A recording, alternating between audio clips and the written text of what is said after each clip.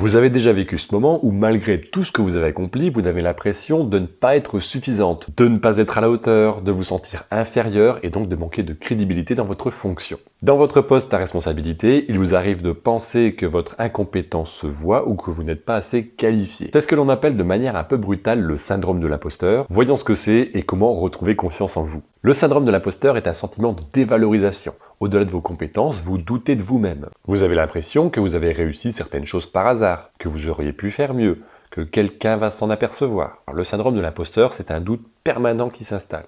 Il peut effacer votre vraie personnalité et votre manière d'être avec les autres. D'ailleurs, le fait de ne pas être totalement vous-même est amené à se voir, et c'est en partie ce que vous ressentez à travers le regard des autres. Au fond de vous, vous savez que vous n'êtes pas entière, que vous cachez une partie de la vérité.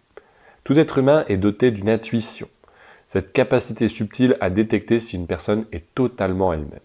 On ne sait pas pourquoi, mais on le sait. De ce fait, vous passez pour quelqu'un de potentiellement faux. Et là, dans la tête des collègues, ça cogite, ça se pose des questions. Qu'est-ce qu'elle nous cache? Qu'est-ce qu'elle fait? Elle n'a pas l'air d'être honnête, elle est sournoise, etc. De votre côté, vous vivez mal beaucoup de situations, même celles qui sont positives. Certaines personnes qui doutent vraiment d'elles-mêmes pensent même avoir raflé le poste à quelqu'un d'autre. Dans des situations où ces sentiments de crédibilité et de légitimité font défaut, vous pensez être amené à douter de tout.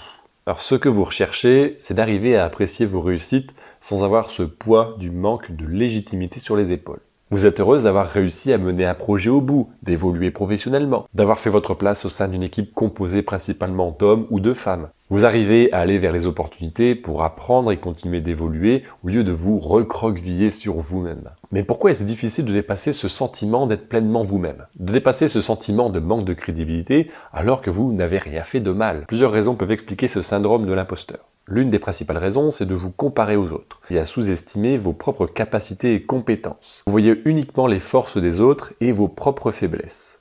Autre raison, il y a cette peur d'être jugé, que des personnes vous trouvent insuffisante, incompétente, non qualifiée, pas assez ceci, trop cela, etc. Sans dénigrer la France et les Français, j'en fais partie également, la critique est proche d'un sport national. Un Français qui ne râle pas, c'est un Français qui est malade. Oula, j'arrête aussi, je suis en train de juger et de critiquer également. Et à tout niveau, la critique est facile. C'est un cliché qui colle à la peau aux Français. Il y a un élément de vérité, évidemment. Le Français serait râleur, vraiment ? C'est surprenant, non? C'est une des premières choses, en tout cas, que les touristes remarquent quand ils arrivent en France.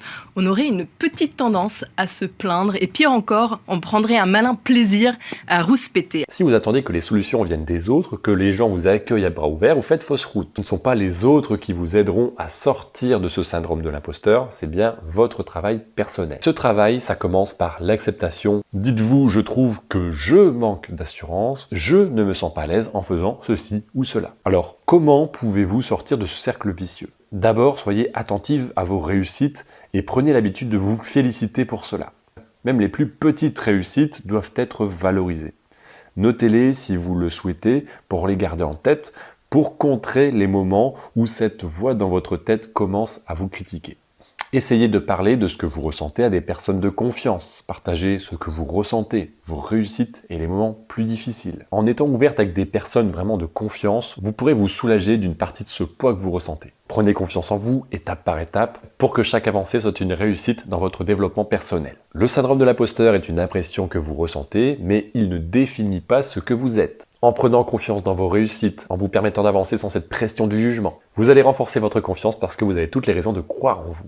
Vous avez la possibilité de me contacter pour être accompagné dans la réussite de vos objectifs professionnels et personnels. Pour ça, il vous suffit juste de regarder en description ou sur mon profil.